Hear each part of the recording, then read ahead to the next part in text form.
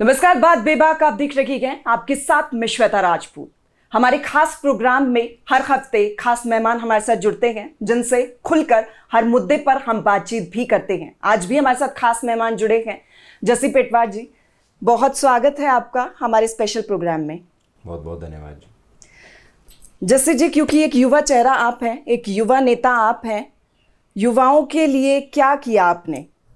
अभी अवसर मिला नहीं है करने की बात। तो देखिए, जब सत्ता आती है, क्योंकि रोजगार युवा के लिए ज़रूरी है। बिल्कुल। तो रोजगार तो सत्ता जब हो आपके पास तभी आप दे सकते हैं, तभी आप रोजगार के अवसर उपलब्ध करवा सकते हैं।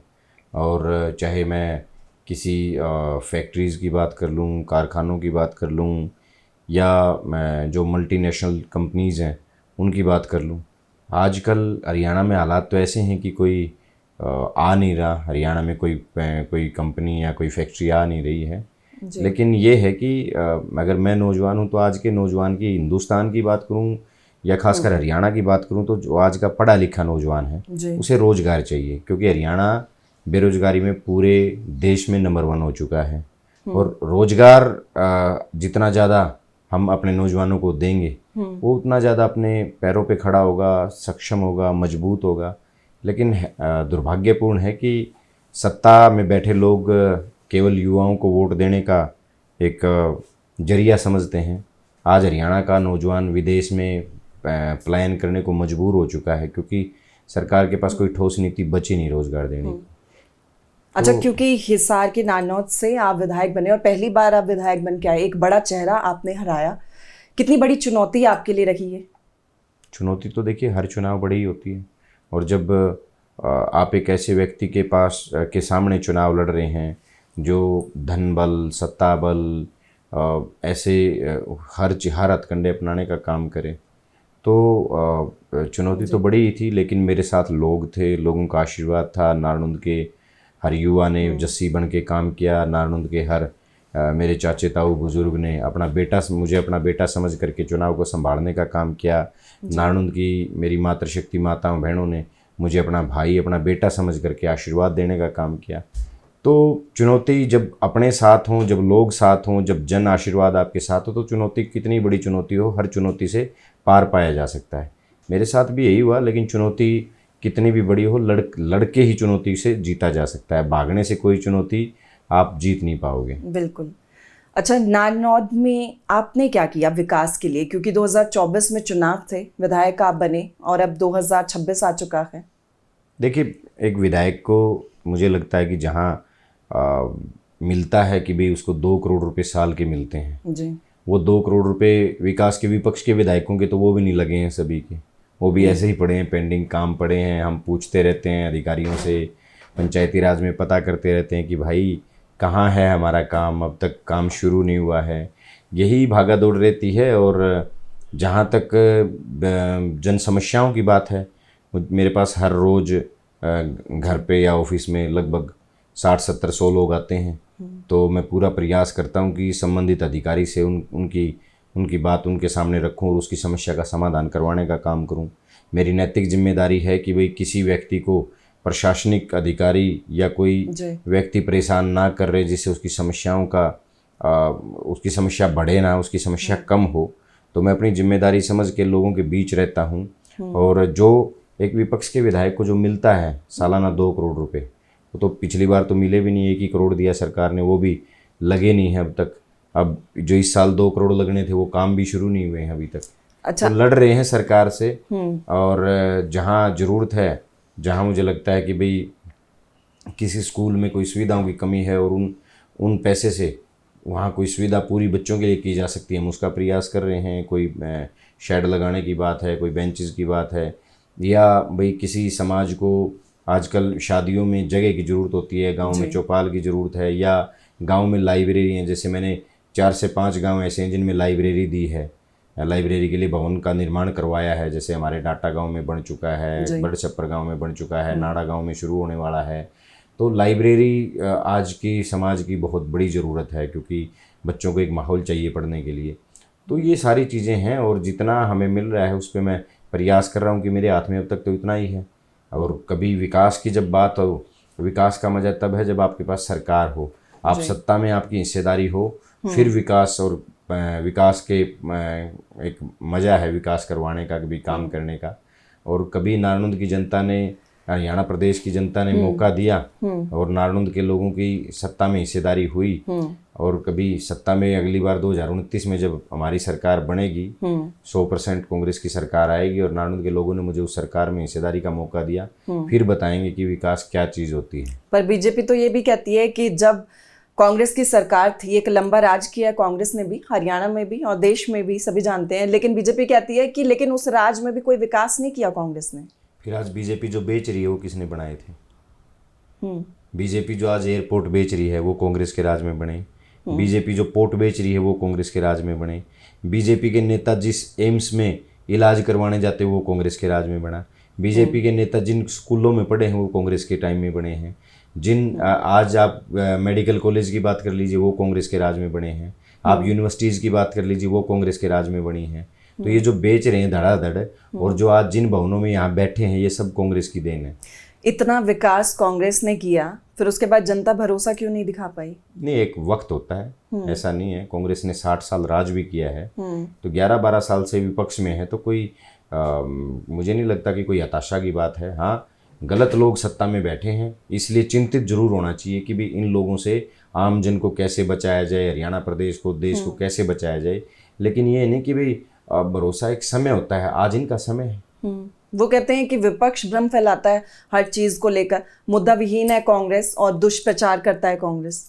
आज तो मुद्दों की कमी ही नहीं है। आज किसान को फसल के दाम नहीं मिलते, आज युवा को रोजगार नहीं मिलता, आज कर्मचारी को उसकी ओल्ड पेंशन नहीं मिल रही, आज बच्चों को स्कूल में अध्यापक नहीं मिल रहे, आज हॉस्पिटल में डॉक्टर नहीं है, आज यूनिवर्सिटीज में प्रोफेसर नहीं है, आज सड़क पे हमारी बहनें सुरक्षित नहीं है, आए दिन धड़े सरेआम हत्याएं हो रही हैं, अपहरण हो रहे हैं। हरियाणा प्रदेश में रोज 5 से 6 हत्याएं हो रही हैं, 50 से ज्यादा अपहरण हो रहे हैं। तो ये मुद्दों की तो जरूरत ही नहीं। तो कांग्रेस के राज में क्या हत्याएं नहीं हुई या अपहरण नहीं हुए? देखिए, मैं बताऊं आपको बात, क्राइम एक होता है अनऑर्गेनाइज्ड, एक होता है ऑर्गेनाइज्ड। अच्छा। अनऑर्गेनाइज्ड क्राइम सब सरकारों में होते हैं कि भाई भाई ने भाई को मार दिया, या भाई भाई का भाई से झगड़ा हो गया, या कुछ ऐसे। आज जो गैंग्स हैं, हरियाणा सरकार जब विधानसभा से जवाब मांगा गया तो सरकार में लिखित में जवाब दिया था सरकार ने खुद कि हरियाणा में 80 से ज्यादा गैंग्स एक्टिव हैं। आज होड़ लगी है गैंग्स में। आज कोई अपराध हो जाता है तो गैंग सामने सामने आ जाते हैं कि ये हमने किया, ये हमने किया है। ये क्राइम का बहुत बड़ा रूप है। तो पहले ऐसा नहीं था, और आज क्राइम बढ़ा है, आज बेरोजगारी बढ़ी है, आज महंगाई बढ़ी है। आज आप पेट्रोल के दाम देख लीजिए, डीजल के दाम देख लीजिए। जो लोग 60 रुपये लीटर होने पे, पर डीजल होने पे विलाप करते थे, आज वो चुप बैठे हैं। 90 रुपये से ज़्यादा का हो गया है। तो ये बहुत सारी चीज़ें ऐसी हैं जो मुझे लगता है कि भी एक समय है, और समय सबका आता है, जाने का भी और आने का भी।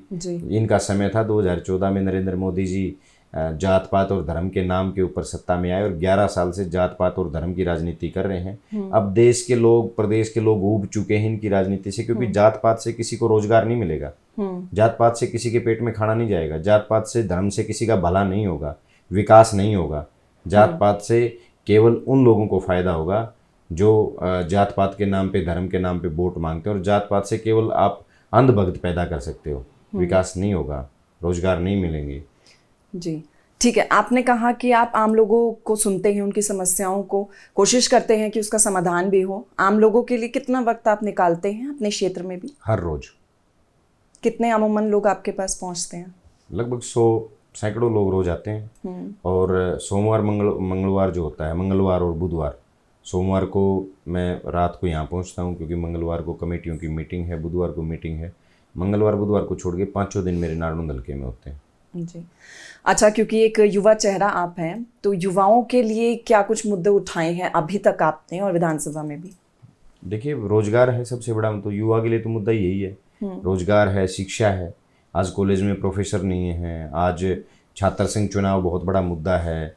दुष्यंत चौटाला जी का एक बहुत बड़ा मुद्दा था कि हम छात्र संघ चुनाव बहाल करेंगे, 5 साल सत्ता में रहे, नहीं किए। आज मुद्दा यूथ के लिए रोज़गार की बात कर लो आप, आज यूनिवर्सिटीज़ में प्रोफेसर की बात कर लीजिए आप, और सबसे जो बड़ी बात है भी आज आम किसान मजदूर परिवार के बच्चे राजनीति में उनको आना चाहिए। वो कैसे आएंगे? छात्र संघ चुनाव से आएंगे। मैं जब कांग्रेस की सरकार आएगी तो सबसे ज़्यादा पक्षधर हम होंगे कि छात्र संघ चुनाव को बहाल किया जाना चाहिए। और सबसे बड़ी बात है कि आज का जो युवा है जी, वो एक ऐसा माहौल चाहता है, एक ऐसी सरकार चाहता है जिसमें ना जात पात की बात हो, ना धर्म की बात हो, ना बांटने की बात हो, भाईचारे की बात हो। तो हरियाणा प्रदेश के नौजवानों की जहाँ बात आई रोज़गार की, मैंने विधानसभा में उठाने की बात हो, चाहे आम जो छोटी मोटी समस्याएं हैं, जैसे कि हरियाणा प्रदेश की यूनिवर्सिटीज़ में आरएसएस के वीसी लगा दिए गए हैं और वो मनमानी कर रहे हैं। हरियाणा के बच्चों को वही सब्जेक्ट पढ़ाने के 15,000 मिल रहे हैं। बाहर के जो यूपी बिहार के लोग हैं उनको 80-80 हज़ार रुपये सैलरी मिल रही है उसी सब्जेक्ट को पढ़ाने की। HPSC आज एक बहुत बड़ा मुद्दा है। हरियाणा में 90% से ज़्यादा बच्चे A और B ग्रुप में हरियाणा से बाहर के भर्ती किए जा रहे हैं, यानी चपरासी तो हमारे लगाए जा रहे हैं, अफसर बाहर के भर्ती किए जा रहे हैं।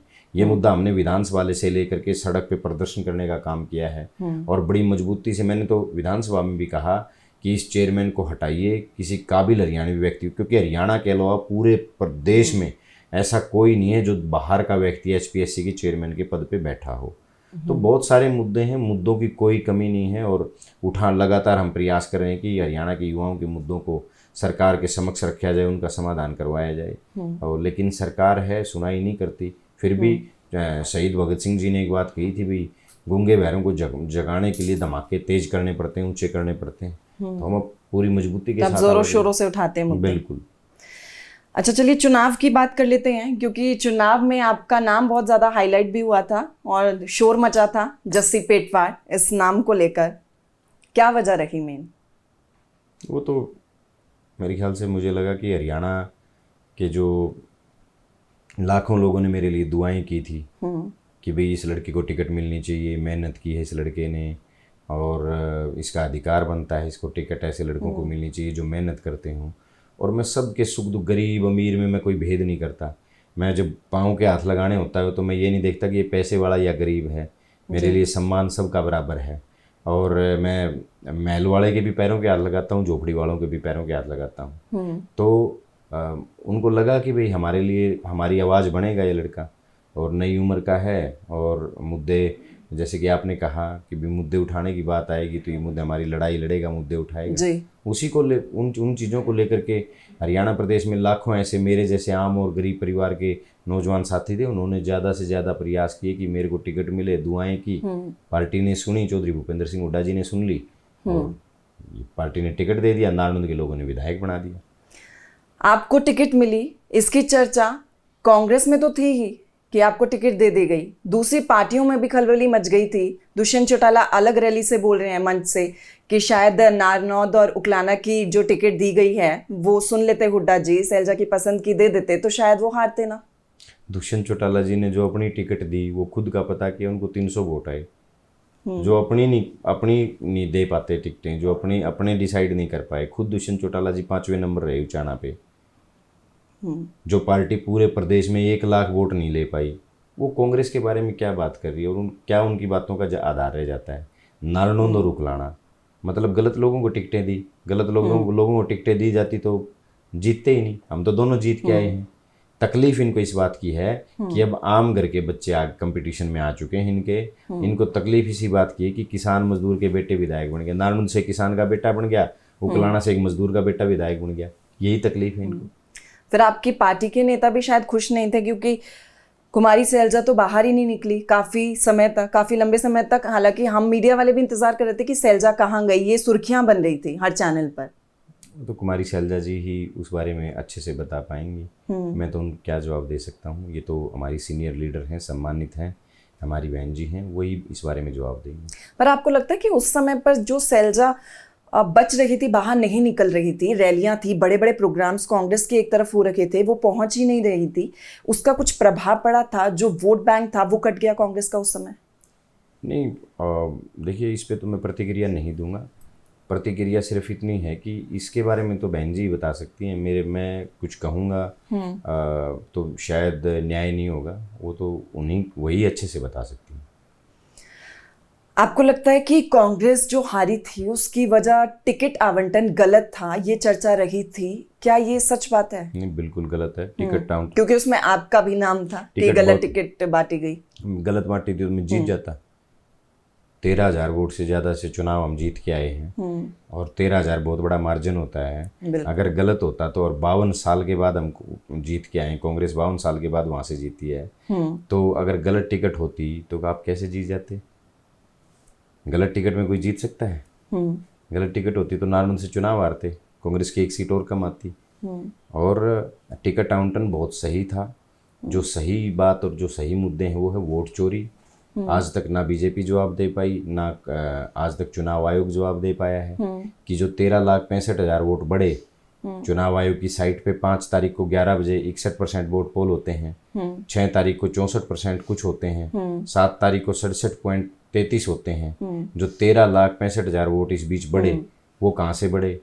तो बहुत सारी चीज़ें ऐसी हैं जिनका जवाब ना चुनाव आयोग दे पा रहा, ना बीजेपी दे पा रही। तो कांग्रेस के साथ तो चुनाव आयोग ने मिल करके धोखा करने का काम। अच्छा, वोट चोरी से याद आया, आपका एक बयान भी काफी ज्यादा वायरल हुआ था। आपने मन से बोला था एक एक जना अपने घर परिवार से 4-4, 5-5 वोट दे हमें। उसका क्या मतलब था? एक एक जना, मैंने ये कहा था कि भी एक एक आदमी 5-5 वोट लेके जाओ और वोट डलवाने का तो काम। वोट चोरी के बाद तो आप सीधा खुद ही कह रहे हैं। नहीं, 5-5 क्या 10-10 लेके जाने चाहिए। मैं तो ये कह रहा हूँ ना, वोट लेके जाओ, वोट डलवाने चाहिए ना। अब कोई रह जाएगा वोट डलवाने से तो फिर गलत नहीं है। वोट आपको नहीं लगता कि कांग्रेस के जो बयान थे वो वायरल बहुत ज्यादा हुए थे और ये भी एक वजह मानी गई थी क्योंकि कई सारे नेताओं के बयान आए थे? बिल्कुल आए थे, और वो मुझे नहीं लगता कि वो बयान होने चाहिए थे, बट हुए, गलत था, नहीं होने चाहिए थे। कांग्रेस में अभी है गुटबाजी? नहीं, कोई गुटबाजी नहीं है। कांग्रेस बहुत बड़ी पार्टी है। जहाँ दूसरी पार्टियों में लोग MLA MP बनने की नहीं सोचते, यहाँ विचारधारा का फर्क है। यहाँ स्वतंत्र है, हर नेता अपनी बात रख सकता है, कार्यकर्ता अपनी बात रख सकता है। तो गुटबाजी नहीं है, एक विचारधारा की बात है। देखिए, आपके नेता हमेशा यही बात कह के साइडलाइन हो जाते हैं, परे हो जाते हैं कि विचारधारा की राजनीति होती है, गुटबाजी नहीं है। लेकिन हम जब भी देखते हैं कांग्रेस के कोई भी बड़े प्रोग्राम्स होते हैं, हम इलेक्शन का ही एग्जाम्पल देख लेते हैं, अगर बड़ी बड़ी जो रैलियां होती है, प्रोग्राम्स होते हैं, वहां पर सभी बड़े नेता शामिल ही नहीं होते और वहां के ही नेता जो मौजूदा क्षेत्र में जहां पर बड़ा प्रोग्राम हो रहा होता है वहां के ही लोकल नेता नहीं पहुंचते हैं। अब नायब सैनी जी रैलियां कर रहे हैं, वहाँ क्या सारी बीजेपी पहुंचती है? हरियाणा की जिले के ही नेता होते हैं और सब बड़े बड़े नेता हैं। अब जैसे चौधरी भूपेंद्र सिंह हुड्डा एक जगह रैली कर रहे हैं, तो दूसरे सीनियर नेता दीपेंद्र हुड्डा जी दूसरी जगह कर रहे हैं, राव नरेंद्र जी दूसरी जगह कर रहे हैं, BK जी दूसरी जगह कर रहे हैं। तो ये पार्टी का एक प्रोसेस होता है कि सब नेता मिल करके काम करें, अलग अलग इलाकों में रैलियाँ करें, उससे अलग थोड़े ही हो जाएंगे। कार्यक्रम तो सबके चलते हैं। आज हुड्डा साहब अलग मंडियों में गए हुए हैं, प्रधान जी अलग मंडियों में गए हुए हैं, दीपेंद्र हुड्डा जी अलग मंडियों में गए हुए हैं, मैं कल अपने विधानसभा की 5 मंडियों में जाके आया हूँ। तो सबका अलग अलग है और पार्टी बड़ी है, स्टेट बड़ा है, तो अलग अलग से काम करने में बुराई क्या है? हाँ, है सबको एक मंच पे, चुनाव की कोई बड़ी रैली की बात है तो एक मंच पे आना चाहिए। जी, यानी आप कहते हैं कि नहीं है कोई भी गुटबाजी कांग्रेस में? जी नहीं। अच्छा, क्योंकि गुटबाजी नहीं है लेकिन उसके बावजूद भी कांग्रेस इलेक्शंस में हार जाती है और वजह एक ये भी सामने आई थी, आप अच्छे से जानते हैं इस बात को, क्योंकि जब भी किसी रैली में कहीं प्रोग्राम में जाना होता था और कैंपेन होता था वहां पर भी कांग्रेस के नेता नहीं पहुंचते थे। मैंने बताया तो कि जब प्रदेश में सभी 90 सीटों पे चुनाव हो रहे थे तो सबकी जिम्मेवारियां अलग अलग थी। मैंने दीपेंद्र जी को बुलाया था, मेरी कैंपेन में हुड्डा साहब नहीं आए, दीपेंद्र हुड्डा जी आए थे। तो उससे ये साबित थोड़े हो जाएगा कि भाई हुड्डा साहब मेरे खिलाफ थे, ऐसा थोड़े ही है। वो तो ये नहीं है कि भाई अगर रणदीप सुरजेवाला जी मेरी रैली में नहीं आए या कोई दूसरा नहीं आया, उससे क्या फर्क पड़ता है? सब अलग अलग ड्यूटियां थी। दीपेंद्र जी को मैंने बुला लिया, हुड्डा साहब अलग सीटों पे गए, दोनों अलग अलग, जो प्रदेश अध्यक्ष थे उस समय के उदयभान जी वो अलग सीटों पे गए। तो सब अलग अलग जिम्मेदारियां अपनी निभा रहे थे और वही बनता है, उसी से बनता है। सारे एक सीट पे इकट्ठे हो जाएंगे तो बाकी सीटों का क्या होगा? अच्छा, विपक्ष अपनी भूमिका अच्छे तौर पे निभा रहा है अभी हरियाणा में? 100%। हरियाणा के हर मुद्दे को विपक्ष मजबूती से उठा रहा है। ये अलग बात है कि बीजेपी पूरी तानाशाही पे उतारू है और सदन में विधायकों की आवाज़ भी दबाने की कोशिश की जाती है, लोगों के मुद्दों पे चुप कराने की कोशिश की जाती है, लेकिन कांग्रेस मजबूती से हर जन की आवाज़ को बुलंद कर रही है। सड़क से लेकर के सदन तक हम सारे मुद्दे उठा रहे हैं। अच्छा, ग्रुपिज्म नहीं है तो फिर आपका 5 का एक गैंग है, वो बहुत फेमस है हरियाणा में। जस्सी पेटवाल है, बलराम डांगी है, और मैं चाहूंगी आप खुद ही नाम गिनवा दीजिए। विकास सारण 5 है, गैंग नहीं है, भालू गैंग नहीं, भाई हैं। इंदुराज नरवाल जी हैं, हाँ जी। विकास सारण जी हैं, देवेंद्र हंस जी हैं, बलराम दांगी जी हैं और मैं हूँ। हम भाई हैं, 5 दोस्त हैं। सारे दोस्त स्कूल में इकट्ठे जाते हैं, कॉलेज में इकट्ठे जाते हैं, विधानसभा की बात आती है हम भाई हैं, हम उम्र हैं, लाड प्यार है तो इकट्ठे जाते हैं। और गैंग नहीं है वो, एक भाईचारा है। और सब कोई 4 इकट्ठे चला जाता है, कोई 2 इकट्ठे चले जाते हैं, कोई अकेला चला जाता है, हम 5 इकट्ठे चले जाते हैं। 5 का पंच है जी, 5 का पंच बीजेपी पे भारी पड़ेगा। ठीक है जस्सी जी, आप एक पीटीसी के दर्शकों को संदेश दे दीजिए। मैं तो केवल इतना कहूँगा कि आज जो देश और प्रदेश में जात पात और धर्म की राजनीति का बोलबाला है, उसको हम दूर करना हम नौजवानों की जिम्मेदारी बनती है। और आज प्रदेश के नौजवान इस जात पात और धर्म की राजनीति को ख़त्म करने का काम करें, ताकि देश में प्रदेश में ऐसी सरकार बनाई जाए जो जनता के मुद्दों की राजनीति करे, विकास की राजनीति करे, जनता की ज़रूरतमंद जो चीज़ें हैं उनकी राजनीति करे, ना कि जात पात और धर्म पे और देश को बांटने का काम करे, प्रदेश को बांटने का काम करे। ठीक है, बहुत शुक्रिया आपका हमारे साथ जुड़ने के लिए, और आपने अपनी बातों को भी रखा। तो ये थे जस्सी पेटवाल जी, जिन्होंने खुलकर हमसे हर मुद्दे पर बातचीत की, बेबाक तरीके से बातचीत की। फिर होगी मुलाकात, मुझे दीजिए इजाज़त, नमस्कार।